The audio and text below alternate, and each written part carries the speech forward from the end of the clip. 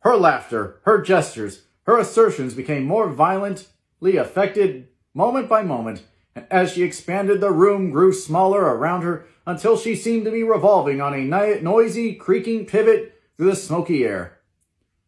"My dear," she told her sister in a high, mincing shout, "most of these fellas will cheat on you every time. All they think of is money. I had a woman up here last week to look at my feet, and she gave me the bill you'd have thought she'd had my appendicitis out." "What was the name of the woman?" asked Mrs. McKee. "Mrs. Eberhardt. She goes around looking at people's feet in their own homes." "I like your dress," remarked Mrs. McKee. "I think it's adorable." Mrs. Wilson rejected the compliment by raising her eyebrow in disdain. "It's just a crazy old thing," she said. "It's just a slipping on sometimes when I don't care what I look like." "Well, it looks wonderful on you, if you know what I mean," pursued Mrs. McKee. "If Chester could only get you in that pose, I think he could make something of it."